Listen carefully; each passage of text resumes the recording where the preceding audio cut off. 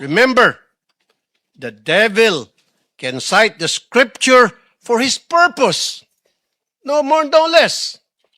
When Jesus went into the wilderness to pray, the devil tried to tempt him 3 times.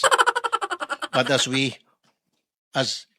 as he was failing to tempt Jesus, and as he was getting desperate, what did the devil do?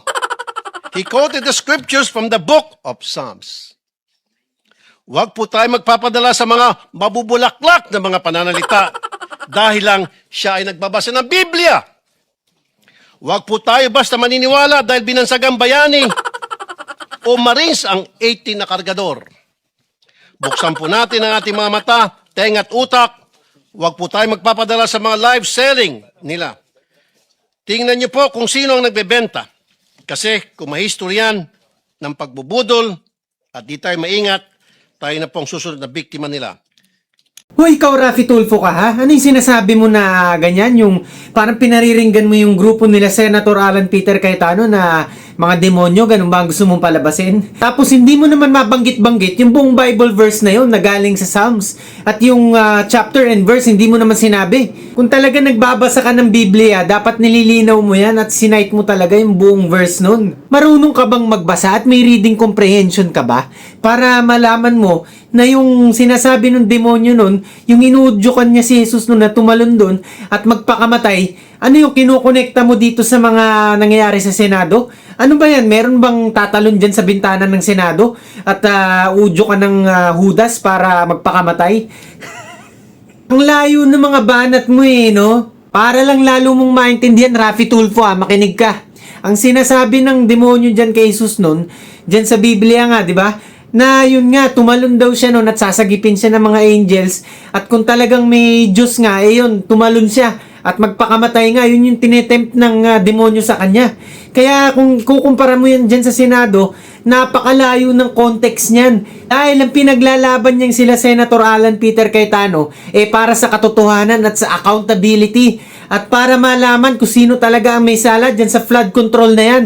Pero kayo, yung grupo mo, anong pinalalabas nyo? Tila kayo pinagtatakpan nyo ata ang mga tao dyan, ang mga sangkot dyan. At bakit ang bagal-bagal ng proseso ngayon? At parang ayaw nyong papasukin yung mga ex-marines nung nakaraan. Mr. Rafi Tulfo, bago ka nagbibitaw ng mga ganyang statement, alamin mo muna talaga kung ano ang context na sinasabi ng mga ganyang Bible verse. Ang hirap sa'yo porket siguro naririnig mo yung mga Bible verse na binabanggit ni Senator Alan Peter, baka naiinggit ka. Pwede ka naman din na mag-live.